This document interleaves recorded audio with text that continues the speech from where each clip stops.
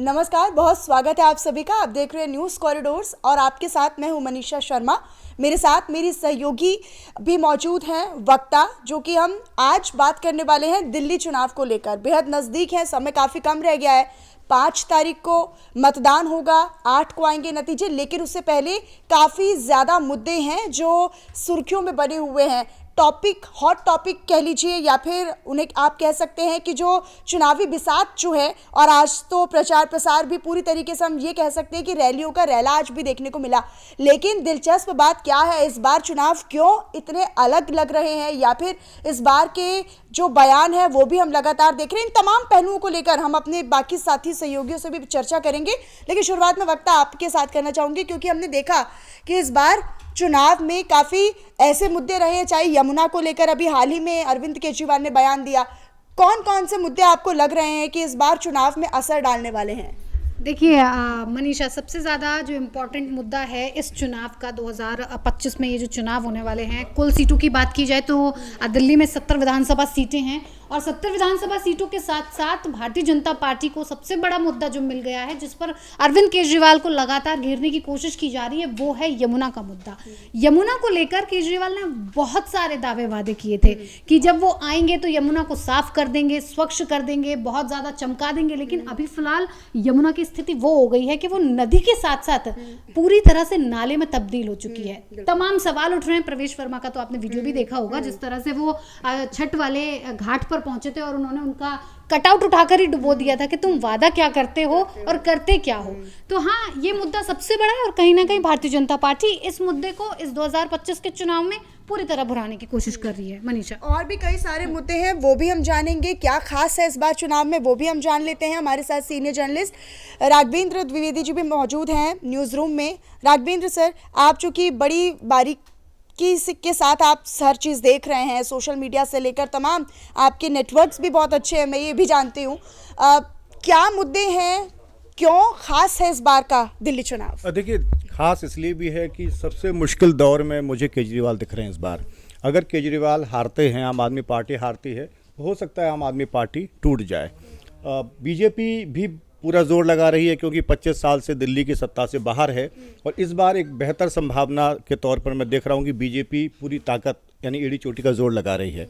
और जैसा वक्ता ने कहा, और कांग्रेस की बात करें तो कांग्रेस बहुत मुख्य लड़ाई में नहीं है, वोट कटुआ पार्टी के तौर पे इस बार चुनाव में दिख रही है मुझे। अगर 2-3 सीटें अगर वो जीत गए इंडिविजुअली अपने असर से, कोई भी उम्मीदवार कांग्रेस के, तो वो कांग्रेस की जीत नहीं होगी, वो उनकी निजी व्यक्तिगत जीत मानी जाएगी, मैं ऐसा मानता हूँ। जैसा वक्ता ने कहा, यमुना की करीब 1400 किलोमीटर में यमुना नदी बहती है। हरियाणा के पल्ला गाँव को एक तरह से उद्गम स्थल कहा जाता है उसका, उसके बाद संगम इलाहाबाद तक जाती है। पूरी जो दौड़ है यमुना की, उसमें करीब 2% बहती है दिल्ली में, लेकिन दिल्ली में 2% बहने के बाद दूरी के हिसाब से 76% गंदगी यमुना की दिल्ली में ही उसमें शामिल होती है। और जैसा वक्ता ने कहा कि केजरीवाल ने कहा था कि मैं साफ़ करूंगा, पिछले 7 साल में 7,000 करोड़ रुपया पानी की तरह बहा दिया गया, यमुना साफ़ नहीं हुई। तो मैं ये कहूँगा कि अब फिर से एक बार मोहरा बनाया जा रहा है यमुना, और जितनी यमुना मैली है उससे ज़्यादा अब दिल्ली की सियासत का रंग जो है वो बदरंग होता जा रहा है। बिल्कुल, तो देखिए, यमुना का जो मुद्दा है वो तो बेहद महत्वपूर्ण है ही। और इस बार चूँकि जैसा कि अभी सर ने जिक्र किया कि कांग्रेस उतनी ज़्यादा मुखरता के साथ लड़ाई में नज़र नहीं आ रही है, या फिर यूँ कह लीजिए कि कोर लड़ाई में एक तरीके से बीजेपी वर्सेस आम आदमी पार्टी के बीच ये पूरा चुनाव है। हमारे साथ और भी सीनियर जर्नलिस्ट मौजूद हैं, उनसे भी हम न्यूज़ रूम में एक एक कर चर्चा कर रहे हैं। सर, आपको क्या लगता है इस बार कौन कौन से मुद्दे हैं जो लोगों के बीच में उतना प्रभाव बना पाए हैं? नहीं, मुद्दे तो बहुत सारे हैं। वो मुद्दे भी हैं जो बीजेपी उठा रही है, वो मुद्दे भी हैं जो आम आदमी पार्टी उठा रही है। लेकिन मसला यह है कि किसका नैरेटिव जनता एक्सेप्ट करेगी। ठीक है, आज के दिन अगर गौर करें तो आज का तो बड़ा चुनाव फिर बड़ा दिलचस्प दौर में पहुंच गया है। 2-3 बड़ी बातें हैं। योगी जी की वापसी हो गई है, अमित शाह भी रोड पे हैं, यमुना को लेकर के काउंटर नैरेटिव गढ़ने की कोशिश कर रही है आम आदमी पार्टी। आज चुनाव आयोग से मिल करके हरियाणा पे आरोप लगाया है जो उन्होंने कि भाई पानी को जानबूझ के जहरीला बना रहे हैं ताकि नुकसान हो और केजरीवाल का वोट कटे। तो इसके साथ साथ एक और बड़ी बात ये हुई है कि कई दिनों की चुप्पी के बाद आज राहुल गांधी भी उतर आए हैं और राहुल गांधी उतरे हैं तो वाल्मीकि मंदिर में पूजा पाठ के साथ उन्होंने अपने कैंपेन की शुरुआत की है। दरअसल बीजेपी अंबेडकर जी की जो मूर्ति पर हमला हुआ है अमृतसर में थाने के सामने, उस पर बुरी तरह घिरी हुई है आम आदमी पार्टी। तो एक चीज़ ये भी माना जा रहा है कि राहुल गांधी की कोशिश यह है कि भाई वो जो दलित वोट है इसका नुकसान केजरीवाल को हो तो हो, बट बीजेपी को फ़ायदा न मिले, वो कांग्रेस की तरफ आ जाए। एक नैरेटिव ये भी है। दूसरी बात यह है कि अंबेडकर और यमुना के मुद्दे पर बुरी तरह घिरी हुई है आम आदमी पार्टी, तो आखिर में उसने काउंटर अटैक शुरू किया और ये जहरीले पानी को लेकर के चुनाव आयोग से मिली है। हरियाणा के सीएम भी मिल रहे हैं, जवाब दे रहे हैं उस पे जा कर के। लेकिन इसमें एक और बात ये हुई है कि नई दिल्ली विधानसभा क्षेत्र से जो अगेंस्ट में खड़े हैं केजरीवाल के कांग्रेस प्रत्याशी संदीप दीक्षित, उन्होंने आतिशी और अरविंद केजरीवाल के जमुना के पानी को जहरीला बनाने वाले स्टेटमेंट को लेकर के उन्होंने कहा है कि भाई बेहद गैर जिम्मेदाराना स्टेटमेंट है और इसके लिए उन्होंने पत्र लिख दिया है एलजी को कि इन दोनों के अगेंस्ट में कार्रवाई की जाए, ये माहौल ख़राब कर रहे हैं। तो कुल मिलाकर के चुनाव बड़ा दिलचस्प दौर में पहुंच गया है और देखने वाली बात यह है कि किसके वर्जन को, किसके नैरेटिव को जनता एक्सेप्ट करती है, किसके परसेप्शन को जनता एक्सेप्ट करती है, ये एक बड़ा सवाल है। हालांकि अमित शाह अभी रैलियों में भी जा रहे हैं तो वो ये भी कह रहे हैं कि हम 27 साल का सूखा जो है वो ख़त्म करने वाले हैं और 10 सालों में जनता भली भांति आम आदमी पार्टी की नीति और नीयत दोनों को पहचान चुकी है। भास्कर जी हमारे साथ मौजूद है न्यूज़ रूम में और बड़ी राजनीति को मैं कहूँगी कि राजनीति को लेकर बहुत अच्छी पकड़ भी है। सर आपको क्या लगता है, क्योंकि अमित शाह तो बड़े कॉन्फिडेंट होकर ये कह रहे हैं अपनी रैलियों में भी कि हम अपना पूरा जो सूखा है 27 सालों का वो ख़त्म करने वाले हैं, आपको क्यों लगता है? और अगर ऐसा लगता है कि बीजेपी एकदम फ्रंट फुट पर आकर ये कह रही है, उसके पीछे इतना आत्मविश्वास होना कि हम पूरे 27 साल के सूखे को ख़त्म करेंगे, वो ऐसा क्यों कह रहे हैं? बीजेपी हर चुनाव इतने ही कॉन्फिडेंस से लड़ती है, जीते चाहे हारे। दिल्ली का जो चुनाव है ना, ये 70 सीटों का चुनाव जो है, ये 56, 38 और 4% के वोट शेयर के इर्द गिर्द घूम रहा है। जो पिछली बार था 56% वोट शेयर जिसको भी मिल जाएगा वो दिल्ली का राजा है, वो केजरीवाल को मिल रहा है।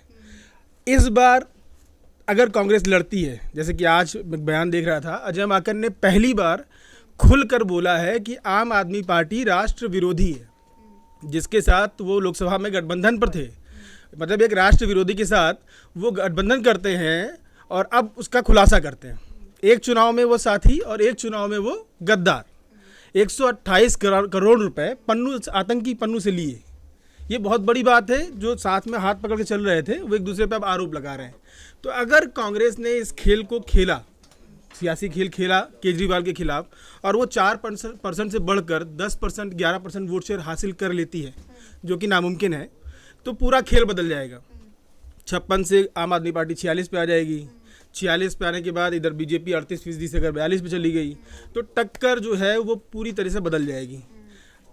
बीजेपी इस नैरेटिव को जानती है, वो इस बात को समझ रही है, इसीलिए इसमें मुद्दे बनाए जा रहे हैं। मुद्दे क्या क्या बन रहे हैं? यमुना, जिसके लिए केजरीवाल कहते हैं, कुछ दिन पहले ही कहा, मैं अब राजनीति को समझ चुका हूँ, यमुना के नाम पर वोट नहीं मिलते। उसी यमुना पर 10 दिन बाद केजरीवाल वोट मांग रहे हैं कि दिल्ली में आने वाली यमुना को हरियाणा सरकार ने जहरीला बना दिया है। अभी 10 दिन पहले तक बोलते हैं कि वोट नहीं मिलेंगे, और 10 दिन बाद उसी यमुना के नाम पर वोट मांगने मैदान में उतर चुके हैं। कल या परसों अमृतसर में जो अम्बेडकर की मूर्ति टूटी, उसके बाद मुद्दा बना दलित, अम्बेडकर, बहुत बड़ा वोट शेयर है वो, 33 सीटों पर सीधा असर रखता है। उसके पहले मुद्दा बना पूर्वांचल जो वोट है वो 22 सीटों पर असर रखता है। तो अगर ये नैरेटिव्स गढ़े जा रहे हैं और इस नैरेटिव में केजरीवाल के खिलाफ माहौल बनता है, केजरीवाल दिल्ली में है केवल फ्री बिजली पानी के नाम पर, केवल फ्री की सुविधाएं इस बार सबके घोषणा पत्र में। बीजेपी ने कहा जितनी योजनाएं चल रही हैं वो चलती रहेंगी, कांग्रेस ने कहा चलती रहेंगी, उससे ज़्यादा देंगे। केजरीवाल 21 रुपये महिलाओं को दे रहे हैं, वादा कर रहे हैं, जो पंजाब में दिया नहीं। दिल्ली में बीजेपी कह रही हम 2500 देंगे, कांग्रेस कह रही है हम 2500 देंगे, मतलब केजरीवाल से भी आगे हैं घोषणाओं में। तो फ्री वाला जो एजेंडा है वो इस बार चलेगा या नहीं चलेगा नहीं पता। लेकिन हम जब ग्राउंड रिपोर्ट भी कर रहे हैं, हम लोगों के बीच में भी जा रहे हैं, तो लोग ये ज़मीनी स्तर पर मान रहे हैं कि हमें कैश इंसेंटिव नहीं चाहिए। वो ये कह रहे हैं कि हमें ऐसी चीज़ें नहीं चाहिए कि आप 200-400 रुपये दे रहे हैं, आप 2100 रुपये दे रहे हैं, आप उससे ज़्यादा दे रहे हैं 2500। तो दिल्ली की जनता भली भांति समझ रही है कि ये सिर्फ एक लालच है, या फिर हम इस फ्रीबीज की जंकुल में नहीं फंसेंगे या उस जाल में नहीं फंसेंगे। हमें तो विकास चाहिए, हमें तो डेवलपमेंट चाहिए दिल्ली में। बट ऑब्वियस है, दिल्ली की सड़कों पे आप आइए तो टूटी हुई हैं। तो वो विकास डेवलपमेंट तो हर कोई खोज रहा है, लेकिन सबसे बड़ी दिक्कत क्या है कि वोट बैंक जैसे जो मिडिल क्लास होता है वो 50% वोट डालने जाता ही नहीं। एलिट क्लास खाली दिखाने के लिए वोट डालने जाता है। वोट डालता कौन है? गरीब तबका, झुग्गी बस्ती, कॉलोनी के लोग। और वो अगर वोट डालने जा रहे हैं तो वो अपने इशू पे लड़ेंगे ना कि भाई 20,000 सैलरी है मेरी, मान लीजिए अपना घर है, 20,000 सैलरी है, 4,000 बिजली के नाम पे चला गया, 3,000 पानी के नाम पे चला गया, तो मैं घर कैसे चलाऊंगा, बच्चों को पढ़ाऊंगा कैसे, फीस ज़्यादा है। तो ये जो चीज़ों को मैनेज किया था केजरीवाल जी ने, वो चीज़ें इस बार थोड़ी सी बिखरती हुई दिख रही। मुझे लग रहा है कि वो इस बार फ्री बिज सब चूँकि सभी दे रहे हैं, तो अब केजरीवाल का फ्री बिज भारी है या बीजेपी का भारी है या कांग्रेस का भारी है, ये इस बार जनता तय कर रही होगी आपस में। और इस बार केजरीवाल के तनाव चेहरे पे शायद तनाव इसीलिए दिख भी रहा है ज़्यादा इस बार। अब सबसे हैरानी की बात क्या है, अगर आप पिछले चुनाव उठा के जितने भी चुनाव हुए हैं केजरीवाल ने जो लड़े हैं, वो हर चुनाव में कागज़ पर लिख कर देते थे कि मेरी इतनी सीटें आएंगी। इस बार उनके मुँह से निकल नहीं रहा कितनी सीटें आएंगी। हम बिल्कुल, और ये हमने कई शोज़ में भी देखा, इवन वो जाते थे और कहते भी थे। सर आप कुछ कहना चाह रहे हैं? बिल्कुल। इनफैक्ट एक चीज़ और इस बार देखने को मिल रहा है कि अरविंद केजरीवाल इस बार सड़क पे कम दिख रहे हैं। वो चुनाव प्रेस कॉन्फ्रेंस के जरिए लड़ रहे हैं। तो इसका जो अभी भास्कर जी ने कहा, इसका अंदाज़ा उनको अच्छी तरह से है कि इस बार जनता का मूड कुछ बदला हुआ है, और इसीलिए वो गारंटी भी नहीं दे रहे हैं, लिख कर भी नहीं दे रहे हैं, वो सीटें भी नहीं बता रहे। हरीश जी भी हमारे साथ हैं यहाँ पर, और हरीश जी से भी हम जान लेंगे कि उनका नैरेटिव क्या कहता है, आखिरकार वो क्या समझते हैं, किन मुद्दों को वो इतना प्रभावशाली मानते हैं। यमुना का मुद्दा हमने हरीश जी बात की, फ्रीबीज के भास्कर जी ने बात की है। इसके अलावा पूर्वांचली वोटर से लेकर या फिर जितने अगर झुग्गी झोपड़ियों के वोट बैंक की बात कर ले, क्योंकि अरविंद केजरीवाल को सबसे ज़्यादा वोट गरीब तबके से ही मिला है। इस बार क्या नज़र आ रहा है आपको दिल्ली की राजनीति में? देखिए, दिल्ली की राजनीति में केजरीवाल 10 साल से सत्ता भले ही चला रहे हैं, लेकिन आम आदमी पार्टी ने जो काम किए वो लोगों तक अगर पहुँचे भी तो उस स्वरूप में पहुँचे कि जिसका कोई उपयोग ही नहीं है। जैसे पानी की पाइपलाइंस जो केजरीवाल ने जो भी डलवाई, जितनी जगह भी, उस पर नहीं जाते, लेकिन मैक्सिमम जगह आप देखेंगे कि लोग कंप्लेन करते हैं कि पानी गंदा आता है, उसमें सीवर का पानी मिला हुआ आता है या पानी में से बदबू बहुत आती है। तो इस तरीके के काम किए गए। इन कामों पर केजरीवाल ने ना तो कभी कोई बात की, और जब जब उनसे सवाल पूछे गए आम आदमी पार्टी से, तब तब उन्होंने उन सवालों को टालने की कोशिश की।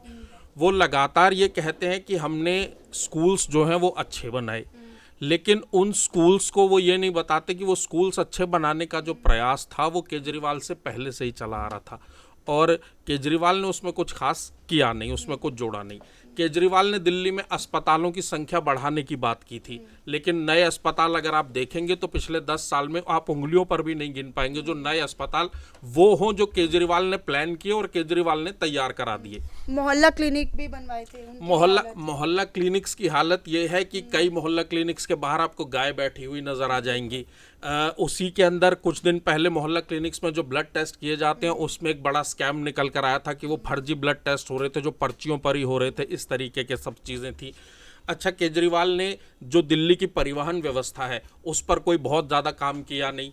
दिल्ली में मुझे जहाँ तक याद है 1998 में शायद सुप्रीम कोर्ट ने ये वर्डिक्ट दिया था कि दिल्ली को 10,000 डीटीसी बसेस की ज़रूरत है। अभी हम 2025 में हैं, अभी भी दिल्ली में 10,000 डीटीसी बसेस नहीं है, और 1998 के मुकाबले अगर आप आबादी देखेंगे तो लगभग डबल हो गई होगी। और डीटीसी की आप बात कर रहे हैं, आधी तो सड़कों पर ही खराब पड़ी मिलती है। वो इसलिए क्योंकि जो कॉमनवेल्थ गेम्स के टाइम जो डीटीसी बसेस खरीदी गई थी 2009 में, 10 में, 11 में, वो डीटीसी बसेस आज भी सड़कों पर चल रही हैं, तो वो इसलिए ख़राब है। और एक नया स्कैम, और इसको स्कैम कह लीजिए या कुछ भी कह लीजिए, जो केजरीवाल ने जोड़ा, अब जो बैटरी वाली जो बसेस आ रही हैं दिल्ली में, केजरीवाल कहते हैं वो हम लेकर आए, जबकि सच्चाई ये है कि वो गवर्नमेंट, केंद्र सरकार की जो योजना है उसके तहत मिली। केजरीवाल को उन बसों में ड्राइवर्स रखने थे, तो केजरीवाल ने यहाँ भी क्या किया कि जो बस जिस कंपनी ने बनाई है, ड्राइवर रखने का कॉन्ट्रैक्ट भी उसी को दे दिया कि आप ही ड्राइवर भी रख दीजिए। तो केजरीवाल ने वहाँ भी अपनी जिम्मेदारी से पल्ला झाड़ लिया। 15 साल से 17 साल से लोग जो है कंडक्टर्स, ड्राइवर्स डीटीसी में संविदा पर काम कर रहे हैं, उनको रेगुलर करने पर केजरीवाल कभी कुछ नहीं बोलते। दिल्ली के स्कूल्स में ऐसे टीचर्स हैं जो संविदा पर काम कर रहे हैं, उनको रेगुलर करने के बारे में केजरीवाल कुछ नहीं करते।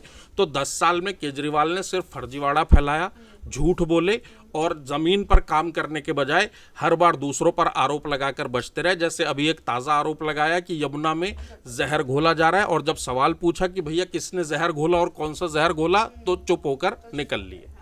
बिल्कुल। तो देखिए, यमुना को लेकर जो राजनीति है दिल्ली में, वो तो काफ़ी हम कह लेंगे कि बहुत दिलचस्प भी होती जा रही है वक्ता, क्योंकि हमने देखा अभी कई सारे ऐसे मुद्दे रहे, चाहे हम फ्रीबीज की बात कर लें, और बड़े ही अच्छे अच्छे मुद्दे हमारे सहयोगियों ने हमें गिनवाए हैं। लोगों का ध्यान किन मुद्दों की तरफ ज़्यादा इस बार जाता हुआ नज़र आ रहा है, आपको क्या लग रहा है? देखिए, जनता बहुत समझदार हो गई है मनीषा। कहने के लिए कितना भी फ्रीबीज की बात कर लें हम, चाहे यमुना की बात कर लें, तमाम चीज़ों की बात कर लें, जिस तरह से मुद्दे डिस्कस हुए हैं, ज़मीन पर उतारे जाने की बात हुई है, कहीं ना कहीं वो जनता को दिखाई दे रहा है कि वो उनके फेवर में नहीं गए हैं। मुद्दे आप बहुत उठाते हैं राजनीति में बने रहने के लिए, कभी यमुना का मुद्दा आता है, कभी स्कूलों का मुद्दा होता है, तो कभी तमाम मुद्दे आप खड़े कर देते हैं, लेकिन उसका जनता पर कोई असर नहीं पड़ता है। फिलहाल जनता बहुत समझदार हो गई है। बात अगर राजनीति के पर्सपेक्टिव से कर ले तो कांग्रेस फिलहाल साफ तौर पर, जिस आम आदमी पार्टी के साथ वो गठबंधन में लड़ रही थी, फिलहाल कह रही है कि सत्ता विरोधी लहर यानी कि एंटी इनकम्बेंसी नज़र फिलहाल आ रही है आम आदमी पार्टी के खिलाफ। अब ये कितना सच है, ये हम 8 तारीख को और 5 तारीख को ही देखेंगे मनीषा। बातें बहुत हैं, आज ज़मीन पर कितनी उतर कर आती हैं ये देखने वाली। और ये हम हर दिन डिस्कस कर रहे हैं, क्योंकि दिल्ली चुनाव बेहद ही दिलचस्प चुनाव, और ऐसे में 5 तारीख को, क्योंकि अब समय काफ़ी कम रह गया है, 8 को नतीजे आएंगे, लेकिन उससे पहले मुद्दे क्या है, क्या बयानबाजियाँ चल रही हैं, लोगों का पर्सपेक्टिव क्या कह रहे हैं, इन तमाम पहलुओं को लेकर हम न्यूज़ कॉरिडोर्स के इस मंच से लगातार आप तक जुड़ने का प्रयास कर रहे हैं और आगे भी जुड़ते रहेंगे। फिलहाल मेरे साथ इतना ही, बाकी तमाम खबरों के लिए आप बने रहिए न्यूज़ कॉरिडोर्स के साथ।